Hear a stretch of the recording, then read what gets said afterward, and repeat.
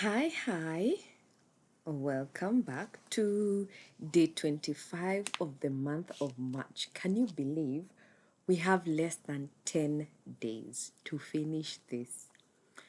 I am looking forward. I am expectant of what 31st guys will have learned, your questions, what will have changed in your life. And I also urge you that let it not stop in the month of March, but carry on.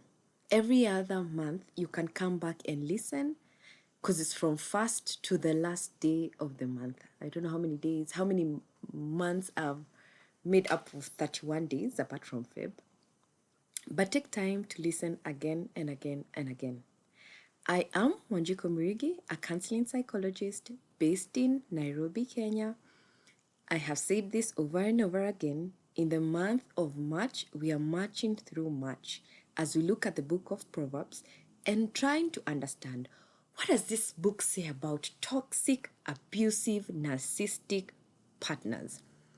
What's the whole, do I call it relationship? Were they people who were there in the past? What are you supposed to do? Are they still there? Of course, they are still there. So today, 25th, we are done with the sayings, the specific sayings that Solomon says that he's written, wise proverbs, listen, be keen, and hear about it. The specific ones, not the chapters, but they were those specific ones. And so on the 25th, this one hit, especially the specific verse that I will say, at a point when things were very rough. And this is what verse 17 says of chapter 25. Seldom step foot in your neighbor's house, too much of you, and they will hate you. Imagine. You have been told that you will be hated because of always being in your neighbor's house. And this, I don't know if I'll be able to cover this and every other verse that I had written down. But this one brought out at that specific time when I read and sat in it and it spoke to me and I spoke to it that moment. It made me remember a time, I'm sure anyone of my generation. Children normally wake up early, and especially holidays. And when you wake up early, you're already bored. As soon as you wake up, you want life to happen.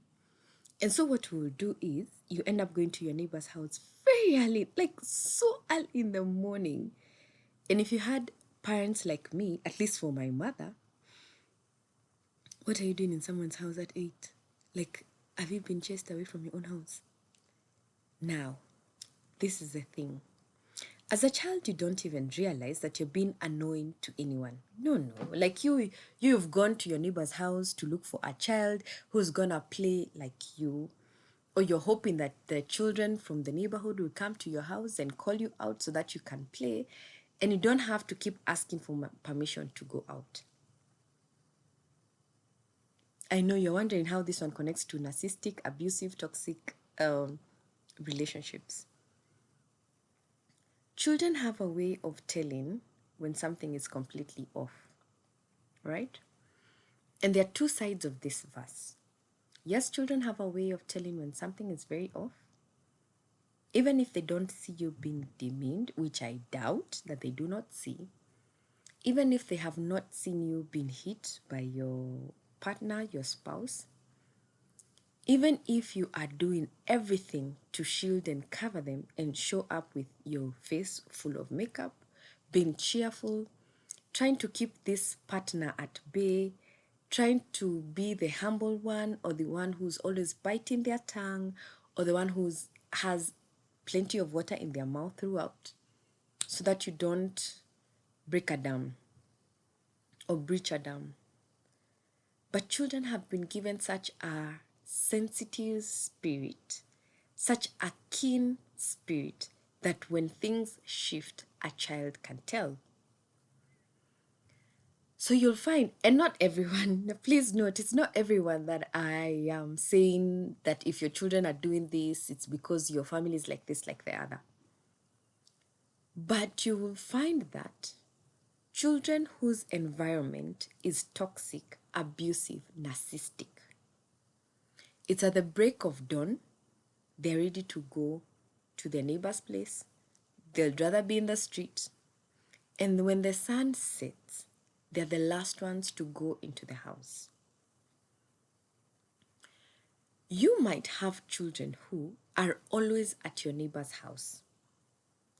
It's not that your neighbor does not like them. It's not that your neighbor does not love them. But in our setting in life today, we've become less accommodative of our neighbors and less emotionally alert and less spiritually also alert and less helpful. So when you find that like if I find my neighbor's children are always at my house, by the time we wake up, they're the first ones to ring the bell, last ones to be told, okay, now we can go. This happens, and the neighbor starts thinking, watoto wa fulani, I don't want them in the house this much. This means so-and-so's children, I don't want them in the house too much. Someone who's not physically abused, but is facing other abuse, will also look for solace somewhere else that is not within their house. They may not understand, have the terminology of what it is that makes them want to move away from this cocoon and be in somebody else's. And you'll find these are the neighbors who are there in the morning and will leave very late. And you think, I always have something to do, but this person, is it that they're so idle or this or the other? That's the first bit of this. Then there's the other part of family of narcissistic, toxic, abusive spouse partner, and who support this as well.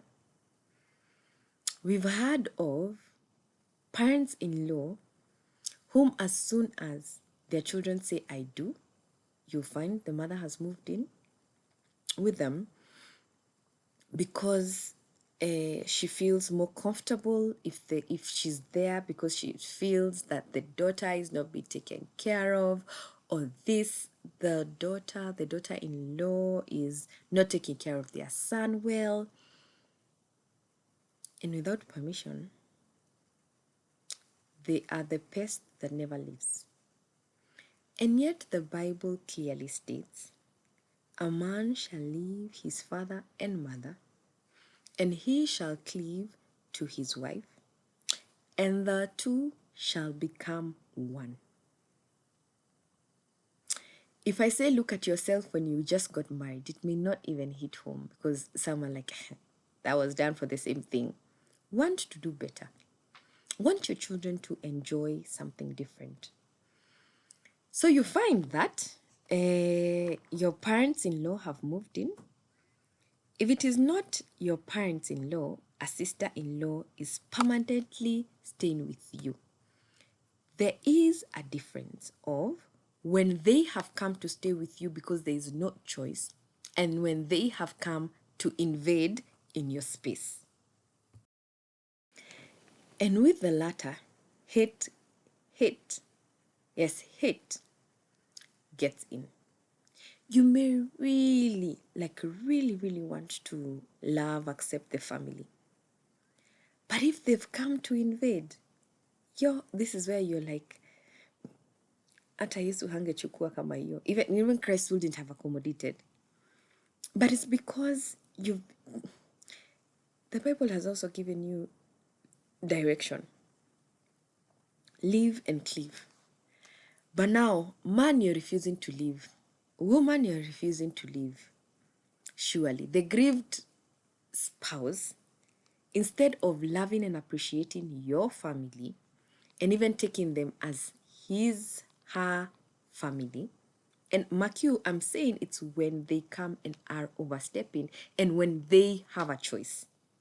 It's not when there's nowhere else they can go, so this is the only place and it's for so and so, such a time as this. No. It's when clearly we know, both you and I know, it's invasion. An invasion in terms of, in the kitchen they are there. What are you feeding my son? What is my daughter being fed? You're not buying clothes for my daughter. You're not giving my son enough of conjugal rights. You are not, it's never that you are doing. And if it is you are doing, is that you're here to eat my son's money. You're here to disturb my daughter. You're here to just,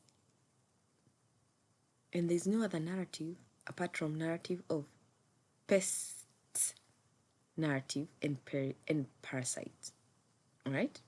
So seldom step in your neighbor's house, or else they will hate you.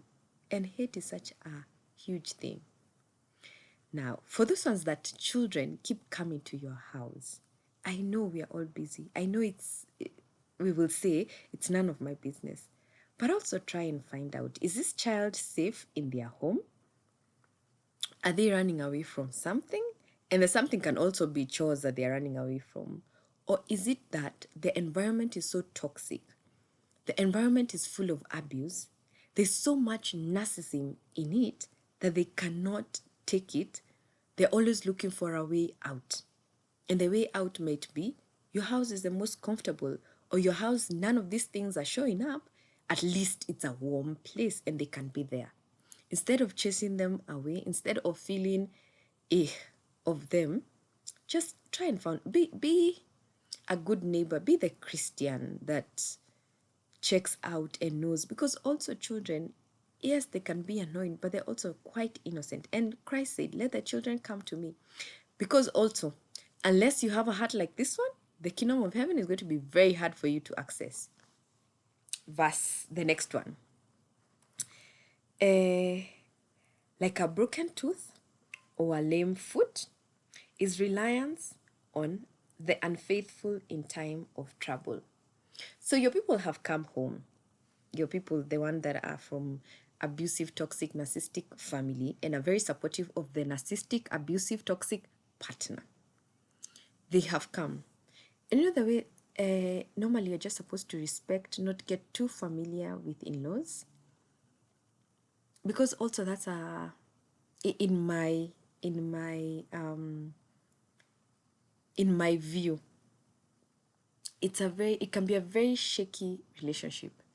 And what you will find when you're in an abusive, toxic, narcissistic relationship, the partner who's like this, toxic, will never defend you, like repeat in caps bold, never defend you from their family.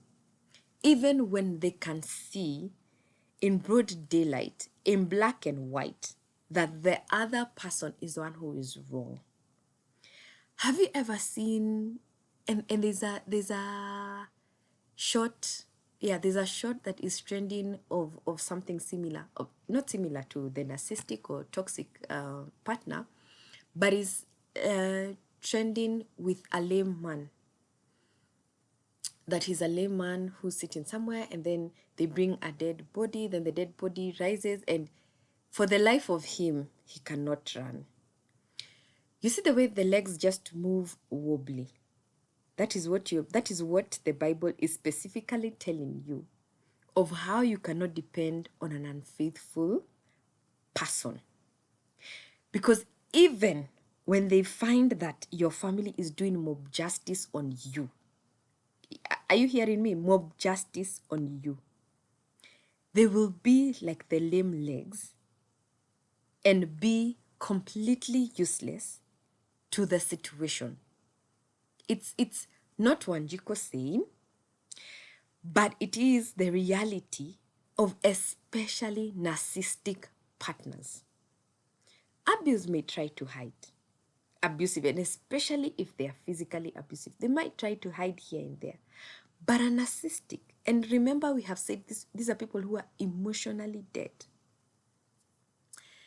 And before you even respond, talk about this particular verse, because it's verse 19, I want you to watch at a lame man or woman and see how do they react, how do they behave, and especially in situations where things are thick.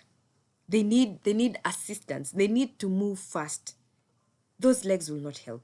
Like even if you do whatever, it will not, let me correct, unless a miracle happens. But whatever happens, those legs will not stand and carry them and run with them. They will remain loose and without strength and just there. All right? So you're also being told not to expect that this person is actually going to do something for you. There's something else that we are told in chapter 25. If your enemy is hungry, give him food to eat. If it's thirsty, imagine give them water. Because in doing this, it's you heaping hot coal on their heads. Or is it on their lap? On their heads. Now, we've talked about you knowing, you living, starting a life afresh. And you found that things have changed for you for the good. Because yes, things do actually do a flip on someone who lives an abusive, toxic, narcissistic relationship. That on the day, because yesterday we spoke about, don't laugh when their things start moving wobbly, or they start going on a slippery slope downstream, or things just going haywire for them. Don't. But if you're kind and you're good, if things change for you, which they will,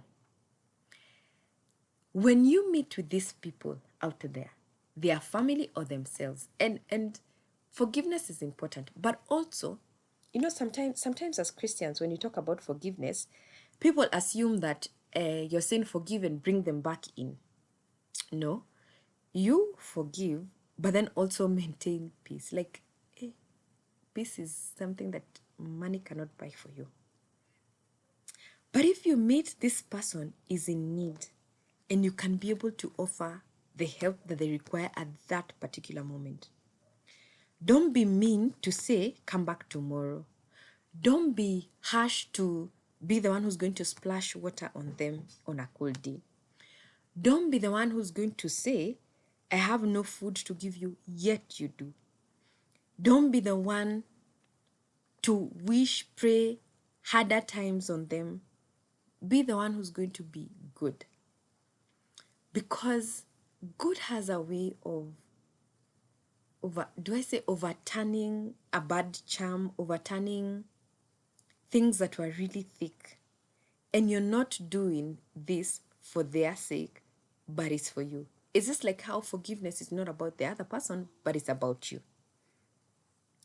But then there's also something else that we've been told here. So when you meet these partners out there, if no matter, and I know it can be very hard, it can be very chaotic, it can be very sad. Who wants to see their enemy falling and you don't want to be there saying to them? Very few. But the reality of things is that life, this life is a merry-go-round. Ni mviringo hu maisha. What goes around comes around. So you might be the one laughing, and then tomorrow things also change for them, because we don't know. We don't know about them. We don't know about the position of their heart when things start changing. But then also we've been warned. Well, Chico has done this work for the last 25 days, because today is 25. You've been warned, you've watched videos, you've seen people around you who end up in toxic relationship, abusive, narcissistic. It can be your brother who is, it can be your sister who is, it can be your parents that were in abusive, toxic, narcissistic relationship. It may have been your mother, it may have been your father who was. It may be you who is in, or who is just about to get into such kind of marriage or relationship.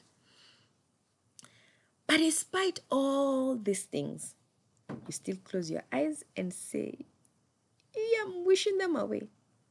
Or you say, no, those flags are still going to turn. I will make them turn green. Those red flags, I will make them turn green.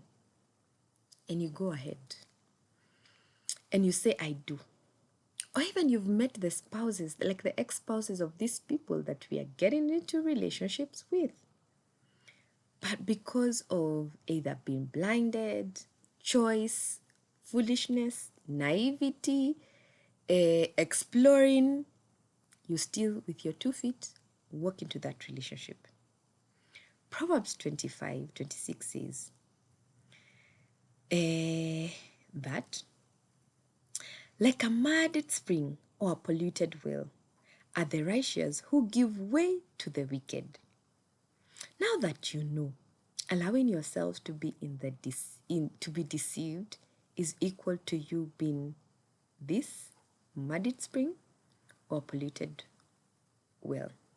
It's of no good, no use to anyone.